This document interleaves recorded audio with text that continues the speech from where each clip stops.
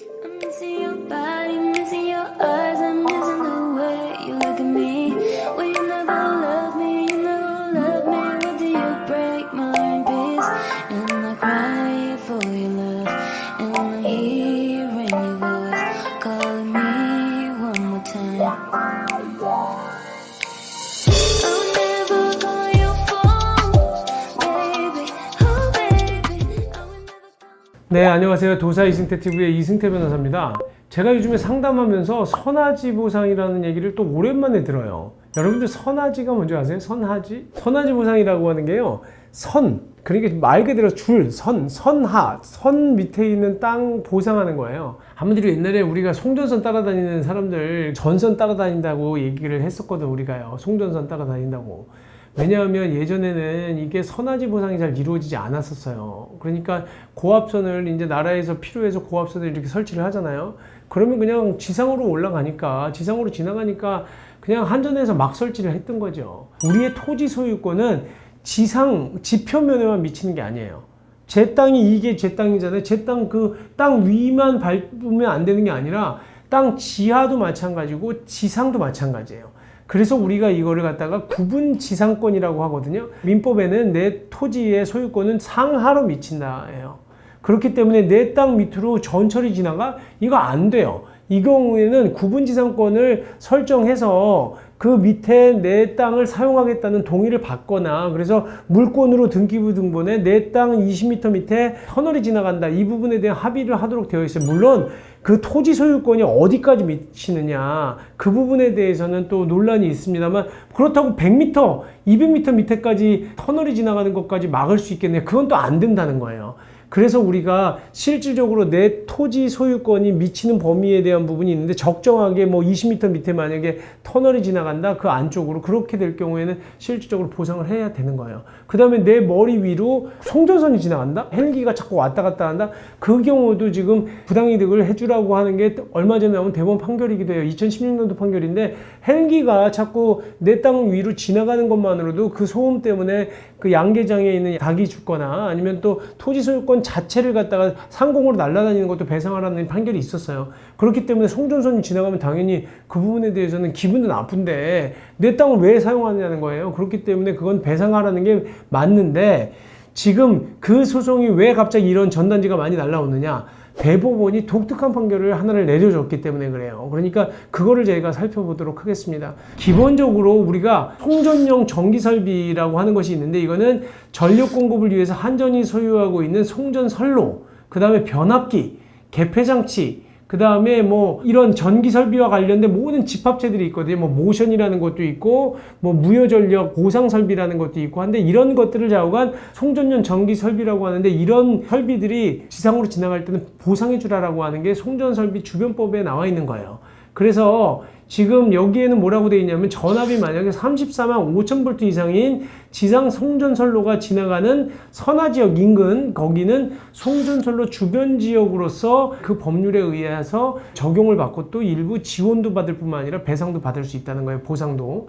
그래서 보통 이게 어디까지가 주변 지역으로 되어 있냐면, 76만 5천 볼트의 송전선로가 지나갈 때는 송전선로 양측 가장 바깥쪽 선부터 각각 1000m, 1km, 굉장히 넓죠. 그 1km까지가 또 주변 지역으로서 보상과 지원이 되는 지역이고, 50만 볼트의 송전선로가 있을 경우에는 각각 800m, 그 다음에 34만 5천 볼트의 송전선로가 있을 때는 바깥쪽 선으로부터 각각 700m 지역이 주변 지역으로서 보상 및 지원이 되는 곳이라는 겁니다. 장소라는 건 알아두셔야 되고, 만약에 고압선이 내 땅 위로 지나간다 그러면 당연히 사용수익권을 내가 제한받기 때문에 당연히 부당이득으로 보상을 받을 수 있는 겁니다. 그러니까 실질적으로는 부당이득으로 반환 청구를 받는 거고요. 그 다음에 또 손해를 갖다가 끼쳤기 때문에 배상 청구를 할 수도 있는 거예요. 그러니까 이게 법률 용어가 다른 겁니다. 그러니까 우리가 불법행위에 의해서, 그러니까 불법행위라고 하는 건 내 땅이 허락도 안 받고 무조건 사용해서 손해배상을 청구하는 경우는 750조에 따라서 우리가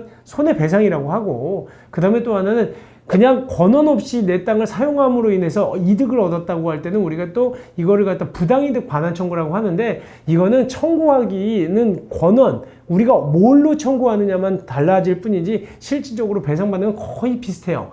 약간의 법률적 차이는 있는데 거의 비슷하다고 생각하시면 되고, 또 보상이라고 하는 건 뭐냐면 이렇게 공적인 어떤 그 행정 절차를 통해서, 그러니까 수용을 통해서거나 아니면은 국가의 어떤 뭐 발전시설, 그냥 공익사업을 위해서 설치해 놓은 이런 한전 전신주 같은 것이 있다라고 할 때는 그때는 적법한 행정행위로 발생하는 부분에 대해서 보상한다는 거거든요.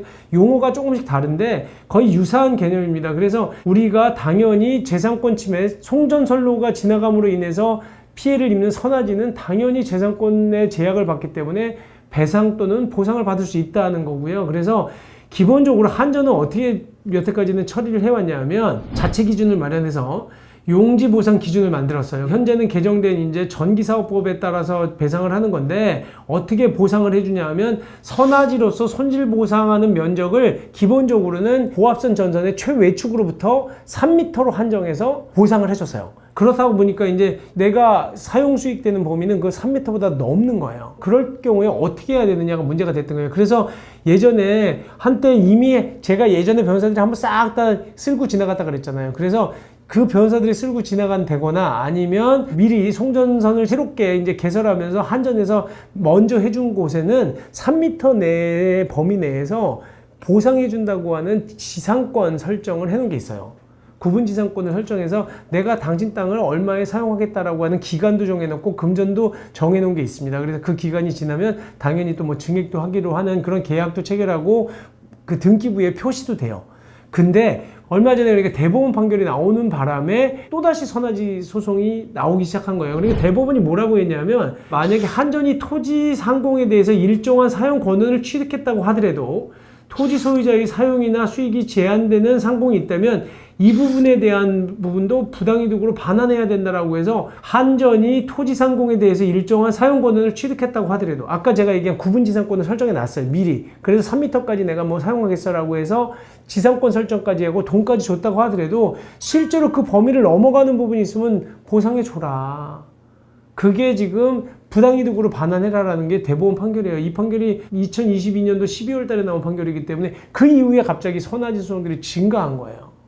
그리고 대법원 판결이 나왔으니까 그 다음에 후속 고등법원 판결이 다시 나왔겠죠. 그러니까 이제 최근 얼마 전부터 이제 갑자기 이 판결들에 대한 소송들이 증가를 하기 시작하고 있는 것이라 저희가 그 얘기를 드리는 겁니다. 그래서 기본의 지금 보상 범위는 그럼 어떻게 되느냐? 자, 아까 제가 얘기 드린 것처럼 한전 측으로부터는 기존의 보상 기준, 그러니까 고압전선의 최외축으로부터 3m까지 그에 따라서 보상을 했었는데 실질적으로는 만약에 34만 5천 kV짜리 지금 고압선이 지나간다고 그러면 실질적으로는 7.65m까지 보상을 하는 거예요. 그러니까 보상 범위가 더 늘어났잖아요.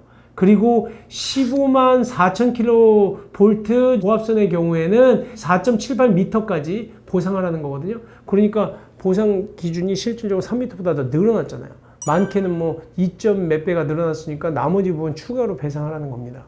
그러니까 결국은 주민들 입장에 나쁘진 않아요. 주민들 입장에서는 갑자기 또 보상을 더 해준다고 하니까 좋겠죠. 근데 실질적으로 이제 소송을 하는 사람과 하지 않는 사람의 차이가 있을 텐데 문제는 이런 선화지 보상을 하는 사람들이 변호사들이 무려 막 30%까지 받아간다는 거예요. 이거는 어떻게 보면 당연히 받을 수 있는 판결이에요. 물론 변호사가 당연히 이 부분을 선임하고 일을 하는 과정에서 법원에 감정도 하고 소장도 써내야 되고 뭐 여러 가지 서면도 내야 되기 때문에 일을 당연히 하죠. 대신 무려 이걸 뭐 30%씩 내놓으라고 하는 그런 전단지성 그 위임계약서까지 막 같이 보내거든요. 변호사 위임장하고 이런 건 하지 마세요.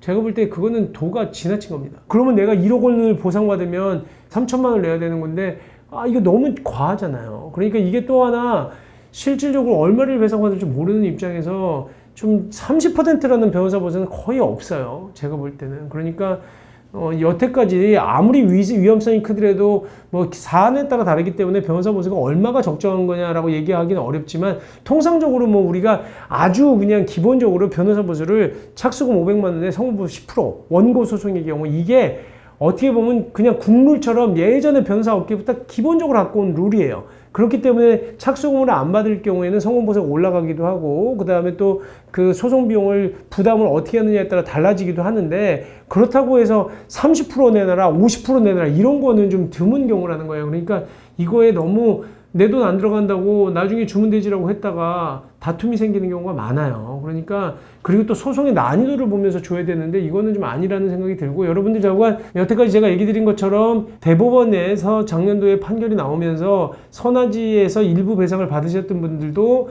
또 그 보상이라든지 배상이라든지 뭐 부당이득을 반환 청구할 수 있다는 걸 염두에 두시고요. 본인 집에 그 선화지가 있는지, 그리고 또 송전선이 지나가는지 잘 확인해 보시기 바랍니다. 네, 감사합니다.